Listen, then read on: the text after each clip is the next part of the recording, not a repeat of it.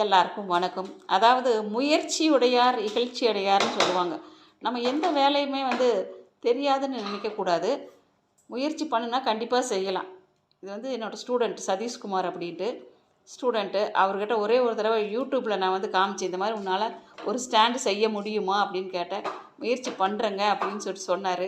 இதெல்லாம் பழைய பைப்பு தான், காசு கொடுத்தாலும் எதுவும் வாங்கலை. அந்த ட்ரைனேஜ் செல் மட்டும்தாங்க நான் பணம் கொடுத்து வாங்கினேன். மற்றதெல்லாம் எங்கள் வீட்டிலே இருந்துச்சு. அந்த கனெக்டர் வாங்கினோம், அவ்வளோதான். இப்போ பார்த்திங்கன்னா இந்த பெரிய ஒரு ஸ்டாண்டில் பார்த்திங்கன்னா ஒரு 6 தொட்டி வச்சுக்கலாம். அந்த மாதிரி அழகாக இருக்குது, நீட்டாக இருக்குது. எப்படி வேலை செய்கிறாரு பாருங்கள். அவரும் பிகாம் முடித்தவர் தான். டைப்ரைட்டிங் இங்கிலீஷ் ஹையர் முடிச்சிருக்காரு.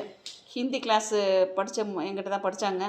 ஒரு நல்ல கம்பெனியில் வேலையில் இருக்காப்புல. அதனால் தெரியாதுன்னு தயவு செஞ்சு யாரும் சொல்லாதீங்க. அனுபவம் தான் ஒரு மனுஷனை ஞானி ஆக்குதுன்னு சொல்லுவாங்க. அதுதான் உண்மை. எனக்கு நிறையா ஹெல்ப் பண்ணுவார். அதே மாதிரி டைப்பிங் எல்லாம் கொடுத்திங்கன்னா பயங்கர ஸ்பீடாக பண்ணுவாப்புல. ஏன்னா ஹையர் முடிச்சிருக்காரு. டைப்ரைட்டிங் மிஷினில் ஹையர் முடித்ததுனால கம்ப்யூட்டர் ஈஸியாக ஆப்ரேட் பண்ணுவாப்புல. எதையுமே பார்த்தா தெரிஞ்சுக்கணுங்கிற அந்த நாலேஜ் எல்லாருக்கும் வராதுங்க. ஆனால் இவன் நல்லா செய்வான். எனக்கு ரொம்ப வருஷம் பழக்கம். நீங்களும் முயற்சி பண்ணுங்கள். எப்பவுமே ஒரு கடலில் முழுகினா தான் முத்தெடுக்க முடியும். சும்மா முத்தேவான வராது. ஸோ முயற்சி பண்ணுங்கள். கண்டிப்பாக செய்யலாம். இவன் படிச்சுட்டு பண்ணல. இதையே யூடியூப்பில் ஒரே ஒரு தடவை தான் பார்த்தோம். வீட்டில் இருக்கிற அந்த பிவிசி பைப்பெல்லாம் வச்சுட்டு நாங்கள் இன்றைக்கி ஸ்டாண்ட் செஞ்சிட்டோம்.